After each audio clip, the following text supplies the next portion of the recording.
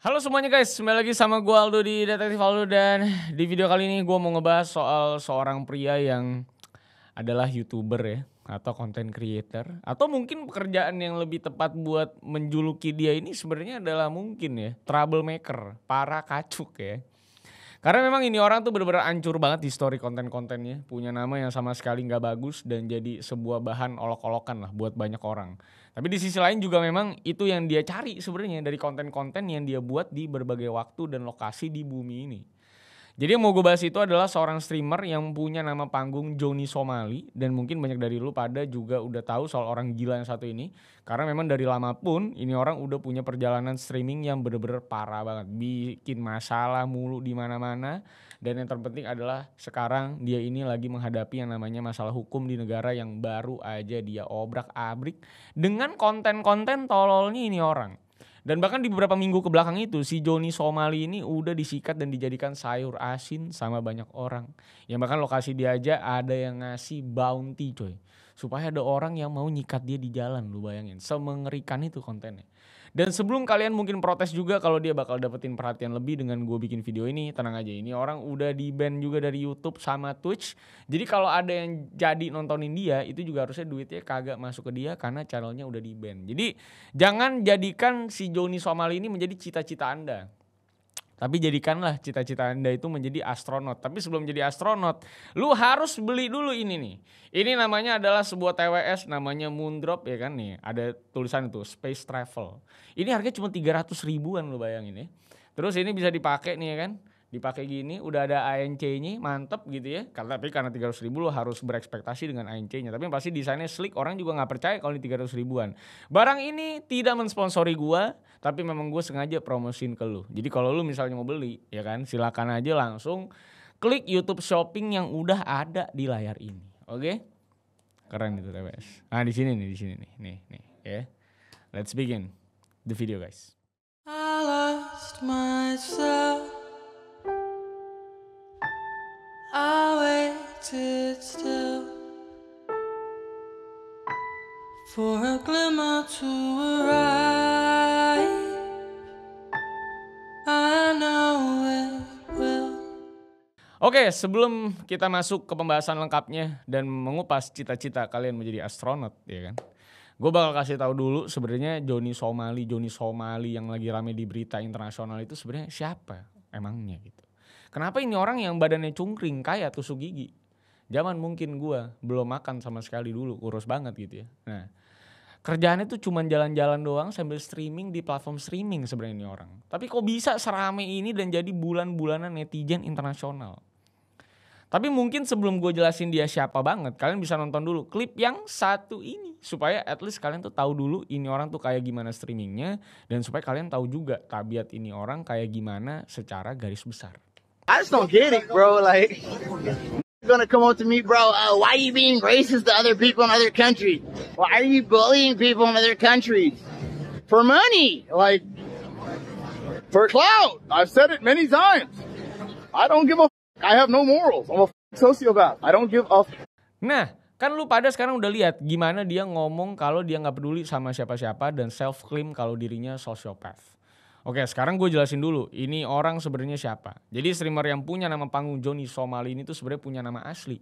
Namanya itu Ramsey Khalid Ismail. Dan dia itu lahir pada tanggal 26 September 2000 ya. Jadi masih umur 24 tahun di Phoenix, Arizona, Amerika Serikat. Dan dia ini lahir dari orang tua Somalia dan juga Ethiopia. Makanya jadi masuk akal kalau namanya Johnny Somali. Karena bapaknya orang Somalia. Tapi yang barusan gue sebutin juga take it with a grain of salt ya. Karena bisa aja semua itu memang mungkin aja omong kosong. Karena informasi tadi itu juga keluar dari congornya si Johnny Somali. Dan dengan nama panggung yang dia buat ini sebenarnya dia juga belum lama mulai streamingnya sebenarnya. Karena tercatat kalau dia itu baru mulai di bulan Mei 2023 kemarin. Jadi bahkan belum 2 tahun. Dia mulai streaming itu dari mulai di platform YouTube dan Kick. Dan kontennya itu IRL alias in real live stream. Yang dia itu jalan-jalan, terus kadang dia traveling ke luar negeri juga. Dan kalau lu gak tahu IRL stream itu kayak gimana, contoh paling gampangnya itu ada di kontennya si iShowSpeed yang pas dia jalan-jalan ke Asia Tenggara, termasuk Indonesia. Nah itu nama kontennya IRL atau IRL stream. minggir lo miskin gitu ya. Nah, tapi dari konten-kontennya ini udah jelas lah ya, kita juga tahu kalau ini orang memang seneng bikin onar. Mungkin itu jadi cuan buat dia. Makanya channel dia itu di-ban dari 3 platform besar. Dari mulai Twitch, Kick, dan juga YouTube. Makanya dia itu akhirnya streaming di platform di mana Andrew Tate berada. Yang bukan lain adalah Rumble. Nah tapi setelah di-ban dari Twitch itu, si Johnny ini masih sempat streaming IRL lagi di platform Kick waktu dia lagi jalan-jalan ke Jepang di pertengahan tahun 2023 lalu. Jadi bisa dibilang momen di Jepang inilah yang jadi awal di mana si Johnny Somali ini benar-benar jadi sensasi yang dibenci sama hampir semua netizen di bumi. Karena waktu di Jepang itu ya, si Johnny mulai melakukan kelakuan-kelakuan goblok nih. Dari mulai yang pertama itu dia ganggu dan disruptif banget sama orang-orang lokal di sana waktu dia streaming. Dari mulai ngelontarin kata-kata rasis, ngevideo-videoin cewek sambil nanyain lokasi prostitusi di Jepang. Dan pokoknya hancur banget lah kelakuannya. Tapi itu belum klimaksnya juga waktu dia di Jepang. Karena waktu di sana dia itu sempat naik kereta. Dan di kereta itu dia sempat ngobrol sama pria Jepang. Tapi waktu ngobrol itu si Johnny Somali ini malah mancing-mancing si orang Jepang ini dengan omongan Hiroshima dan Nagasaki. Lo bayangin, itu kota yang dimendiar sama Amerika. Sampai akhirnya dia di stop sama seorang Korean American yang ada di gerbong yang sama untuk menghentikan percakapan itu. Terus dia juga rasis juga dengan ngomong kalau bahasa Jepang itu sebenarnya bahasa Cina alias Mandarin. Terus dia juga sempat streaming di kereta sambil nyetel lagu kencang-kencang banget. Padahal lu tahu sendiri kalau secara etika di kereta Jepang itu bener-bener hening banget, gue bisa konfirmasi itu. Bener-bener hening banget, gak ada yang ngomong. Orang ngobrol pun juga gak boleh kencang-kencang. Bahkan gak boleh telepon, apalagi nyetel lagu sampai sekencang-kencang itu. Karena banyak yang tidur men, commuting. Dan bahkan ini orang juga sempat nyetel lagu yang ada lirik Atomic Bomb-nya. Dan lagu itu dia setel di Disneyland Tokyo, lu bayangin. Makanya gak heran kalau ini orang sempat disuspend sama platform Kick tempat dia streaming. Tapi suspendnya itu cuma sementara doang, sekitar 3 hari. Jadi 3 hari kemudian ya dia lakuin lagi tuh streaming dia yang ngajak berantem orang lokal. Karena setelah kena ban itu si Johnny ini masih aja nge-harass orang Jepang. Dan bahkan yang jadi berita gede waktu itu tuh waktu dia lagi jalan-jalan ketemu sama streamer cewek Jepang. Dan waktu itu dia gangguin itu cewek sampai risih dan akhirnya nangis di jalan. Oke, mungkin kalau kalian nganggap si cewek itu mungkin lebay, lu at least harus tahu dulu sebenarnya backgroundnya kayak gimana ya. Karena si cewek ini tuh ternyata adalah streamer Twitch yang cukup terkenal di Jepang, yang namanya itu Miyoko.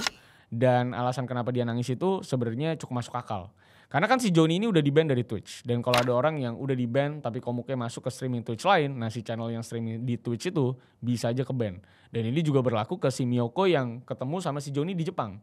Makanya masuk akal kan kalau kerjaan orang bisa kehambat karena ulah si Johnny ini. Jadi wajar aja sebenarnya kalau dia itu nangis di saat itu karena takut gitu ke-ban kan. Makanya setelah ngegangguin orang tadi, si Johnny ini akhirnya di-ban juga sama platform Kick. Dan dia juga sempat dihantam sama orang Jepang juga. Kena sucker punch lah dia intinya pas di Jepang. Dan orang-orang juga mulai muji-muji pria yang ngehantem muka ini orang. Karena semuanya udah gedek aja gitu. Ngeliatin kelakuan dia yang emang rage bait dan pengen nyari atensi dari netizen tanpa ada konsekuensi apa-apa gitu kayak selama ini. Sampai akhirnya di bulan Septembernya itu si Johnny itu ditangkap sama kepolisian waktu dia masuk ke proyek konstruksi hotel yang ada di Osaka. Dan di sana dia teriak-teriak Fukushima, Fukushima. Yang maksudnya itu adalah reaktor Fukushima yang kena tsunami di tahun 2011. Yang parah banget kalau lu lihat lagi. Yeah, mad, bro. He's getting activated, dog. Check. Hey, oh, Fukushima, Fukushima. Wow. Fukushima. Hey, Fukushima, Fukushima. Dan dari penangkapan atas dasar pelanggaran aturan proyek, si Johnny ini dikenai tuntutan berupa conspiracy of obstruction of business. Dan dia itu ditahan di Osaka sampai proses pengadilan dilakukan. Dan di tanggal 19 Desember 2023, si Johnny akhirnya muncul di pengadilan daerah Osaka dan dia diminta denda sebesar 200.000 yen atau sekitar 20 juta rupiah sama jaksa yang bertugas. Apalagi dia juga ketahuan ngebohong kalau dia itu ternyata ngasilin duit dari semua onar yang udah dia buat di Jepang. Dan akhirnya dia didepak dari Jepang buat balik lagi ke Amerika Serikat di tanggal 10 Januari 2024 tahun ini. Nah, tapi pasca dia didepak dari Jepang pun, ini orang masih tidak segan-segannya buat melakukan ketololan lain di negara lain lagi. Dan lu mau tahu negara apa yang selanjutnya dia sikat? Israel. Jadi cuma sekitar 2 bulan setelah ditendang dari Jepang, si Johnny ini langsung cabut ke Tel Aviv di tanggal 25 Maret. Dan di sana dia ngelakuin kelakuan-kelakuan tololnya lagi. Dari mulai gangguin orang lokal Arab dan Yahudi di sana sampai akhirnya dia tuh dipukulin dan akhirnya dia juga disuspend sama Kik selama seminggu atas tindakan dia tadi. Udah gitu setelah dilepasin dari suspendnya di tanggal 5 April 2024 si Johnny ini jalan ke tembok barat yang ada di kota Yerusalem. Dan di sana dia ngevideoin diri sendiri sambil nempelin gambar Harvey Weinstein, Eden Rose dan juga Jeffrey Epstein di tembok tersebut sambil bilang Weinstein tuh salah satu orang Yahudi top menurut dia. Kan gendeng ya. Makanya akhirnya si Johnny juga di-ban dari Yerusalem selama 50 hari. Tapi ini orang memang beneran menurut gue sih emang ya dia memang kuat aja kali hidupnya ya. Karena cuma 2 hari setelahnya ya di tanggal 7 April si Johnny ini kembali ditangkap sama kepolisian Israel atas pelecehan seksual ke seorang polisi perempuan yang lagi bertugas di satu aksi protes. Dan akhirnya dia ditendang lagi buat balik ke Amerika lagi. Ya menurut gue emang beban Amerika aja sih gue rasa ini orangnya. Sampai akhirnya memang puncak karir ini orang sebagai real life troll itu menurut gue ada di bulan Oktober 2024. Karena setelah ada 2 negara yang udah gedek banget sama ini orang dan akhirnya ngusir dia. Akhirnya di bulan Oktober 2024 dia menurut gue sih salah pilih lawan. Yang tepatnya itu dia waktu ke Korea Selatan. Karena setelah mungkin dia ngerasa kalau orang Jepang itu cukup lembek dan gak ngelawan yang gimana-gimana banget atas kelakuan tolol dia. Nah di Korea Selatan ternyata perlakuan masyarakatnya agak berbeda sama orang Jepang. Karena walaupun Korea dan Jepang itu bisa dibilang terkenal akan sikap orangnya yang sangat individualis, di sisi lain ternyata Korea Selatan tuh orang-orangnya lebih beringas dan lebih ringan tangan buat ngadepin orang-orang yang bikin onar kayak si Johnny Somali ini. Dan ringan tangan yang gue bilang juga bukan ringan tangan suka memberi bantuan, bukan ya, tapi lebih ke ringan tangan suka memberi bawa gementah ke komuknya dia. Karena di Korea itu memang kelakuan si Johnny ini udah bener-bener keterlaluan lah bisa dibilang. Jadi tanggal 7 Oktober 2024 itu dia joget-joget dan nyium salah satu patung perdamaian yang ada di Korea Selatan. Dan buat yang gak tahu ya, patung perdamaian yang tersebar di Korea itu melambangkan wanita penghibur Korea yang jadi korban Jepang pada saat mereka masih dikuasai Jepang di masa Perang Dunia Kedua. Dan udah jelas monumen itu punya sejarah dan arti emosional bagi masyarakatnya. Apalagi selain itu dia juga bisa dengan mudahnya ngelakuin hal-hal bodoh yang bisa dikatakan sangat sensitif buat orang Korsel. Dari mulai nyetel pidato Kim Jong-un di dalam kereta, lu bayangin. Dan dia juga sempat diusir dari bis kota setelah dia nyetel lagu Korea Utara kencang-kencang.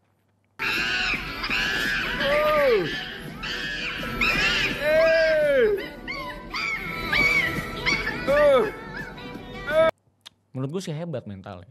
Selain itu si Johnny ini juga sempat ngeberantakin 7-Eleven di sana dengan numpahin kuah mie instan dan ngelempar minyak ke pintu.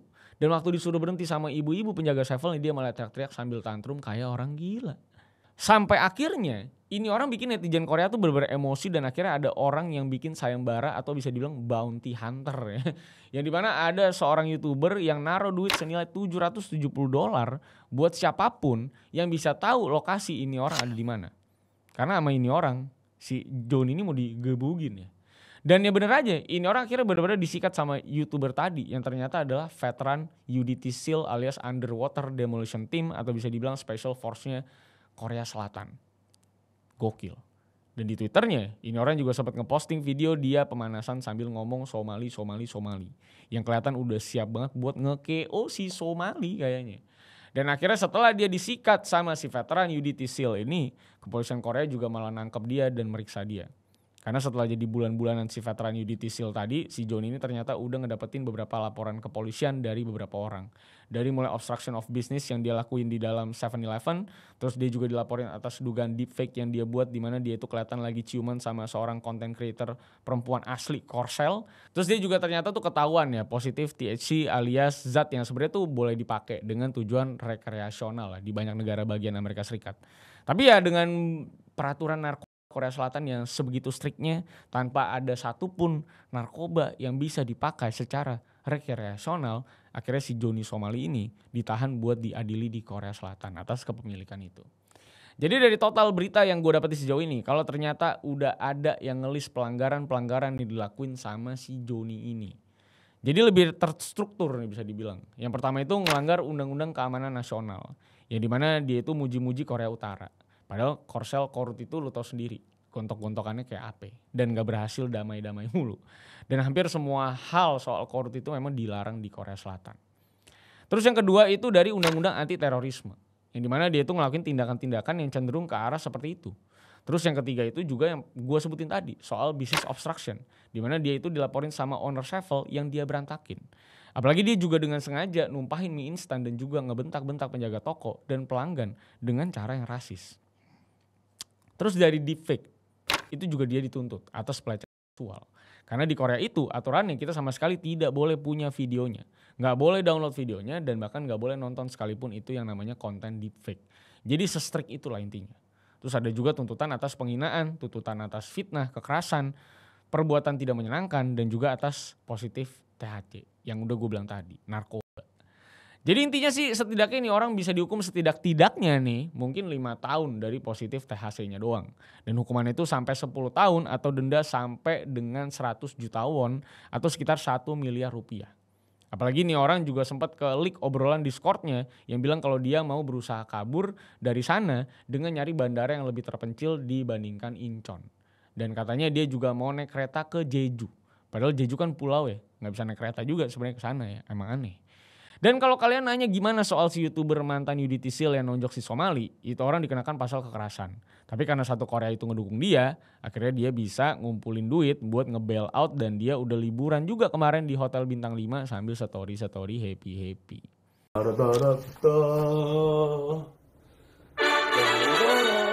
감사합니다. 5만 원 이진님 감사합니다. 감사합니다. 죄송하지만 정말 감사합니다. 항상 한국인들 위해 응하고 있습니다.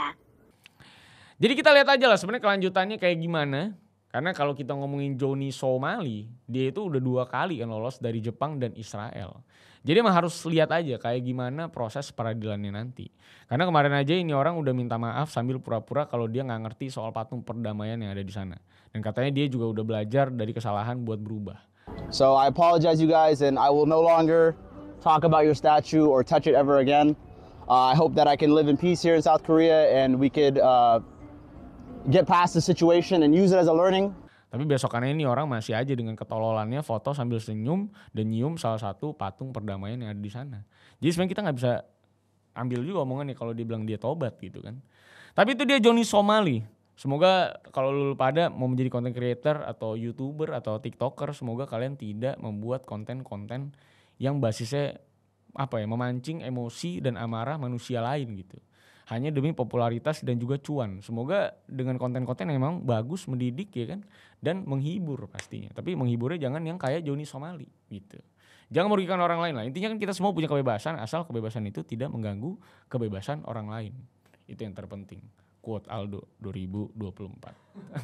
Sampai jumpa semuanya. Jangan lupa like, share, dan subscribe. Follow kita. Bukan follow kita, tapi follow gue di @rivalsantosa. Dan sampai jumpa di cerita-cerita di kasus selanjutnya. Masih banyak yang bisa kita bahas. So, see you on the next case, guys. I lost myself. I waited still for a glimmer to arrive.